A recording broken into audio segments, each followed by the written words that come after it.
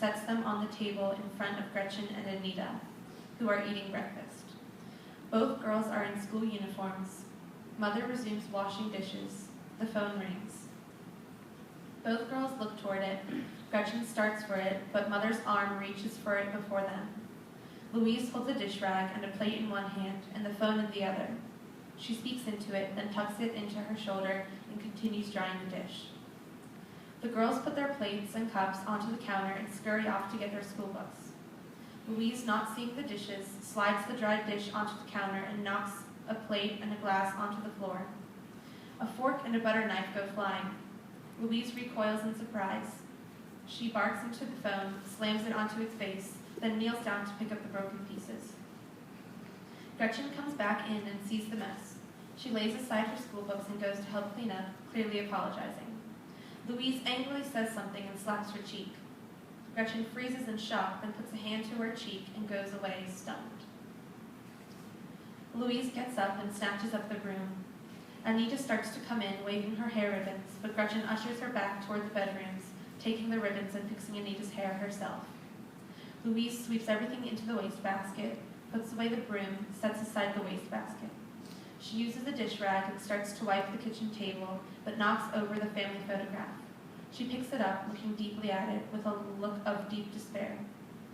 She looks around, about to cry, as if to ask the world why her husband isn't there for her.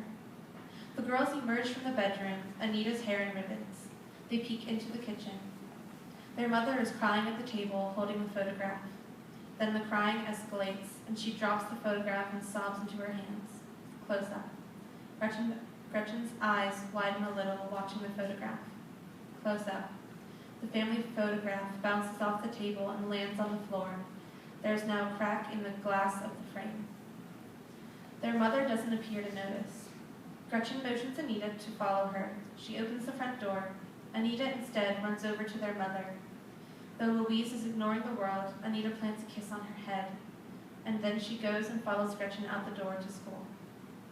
Interior kitchen that evening. Close up. Someone lights a candle. It flickers slowly, warm and comforting.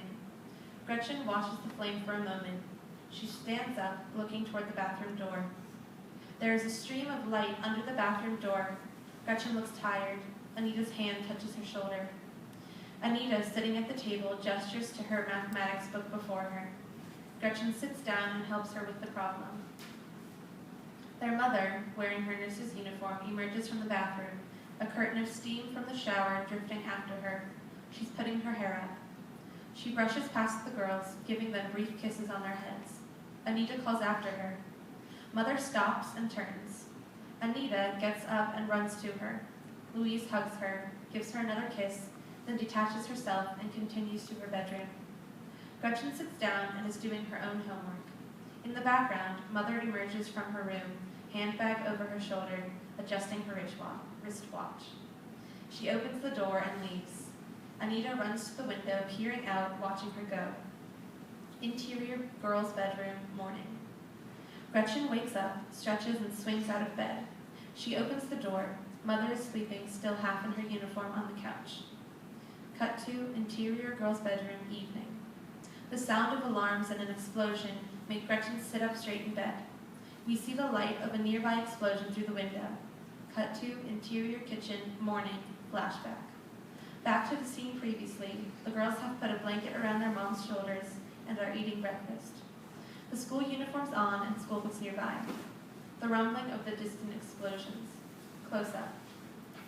Gretchen eats, an open book on the table next to her so she can read. She doesn't hear her mother come up behind her. Louise plants a kiss on her head. Gretchen looks up, the barest of smiles breaking across her face. Louise reaches over and gives Anita a kiss too. Anita giggles and hugs her neck. Cut to interior girls' bedroom, evening. Next thing we see is a dragon shooting shadow flames against the wall. A princess in the corner waves her hands helplessly. Gretchen marches a knight figurine in front of the candle. Anita watches with breathless fascination. The sounds of the air raid continue. Cut to interior kitchen, day, flashback. Anita and Gretchen head out the door to school. Gretchen tickles Anita. We see her squirm away and laugh before the door closes. The sounds of the planes drone on. Cut to interior girl's bedroom, evening. Anita makes a bird out of her hands and makes it flap in front of the candle. Gretchen gives her a horse figurine. The knight is now riding a horse, charging the dragon. Interior kitchen, day, flashback, close up. Louise is sitting at the table, phone up to her ear, talking agitatedly. In the background, the girls come in through the door. Anita starts to run to Louise, but Gretchen stops her. They both head to their room. Interior girl's bedroom, evening. A nearby explosion rocks the building. Gretchen seizes the moment and makes the dragon knock the knight over. Anita gasps. Gretchen casts her eyes upward, and we see her fear as the explosions resound all around them. The knight rises to his feet again. Interior kitchen, earlier, flashback. The girls are in their nightgowns. Louise gives them both hurried hugs and kisses and leaves for work. Interior girl's bedroom, later. The knight has leaped on top of the dragon. The dragon falls over and dies. Anita claps her hands. Gretchen smiles.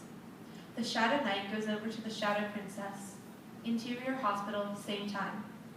The lower levels of the hospital are in mayhem as the nurses and other staff try and get the patients underground to safety. Light from the explosions illuminate the area every few seconds.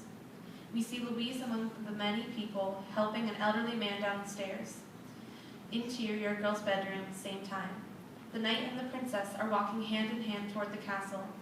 Anita claps her hands and bounces happily. She reaches over and hugs Gretchen. The drone of a plane is suddenly very loud. An explosion next to the building is so bright it fills the room with light. Suddenly everything is black. There is another explosion and the sound of flying debris. Interior hospital, seconds later.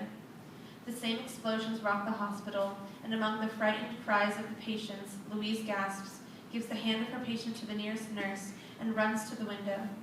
The light of the explosions reflect off her face. Her hand flies to her mouth as she sees which building was just destroyed. Fade out.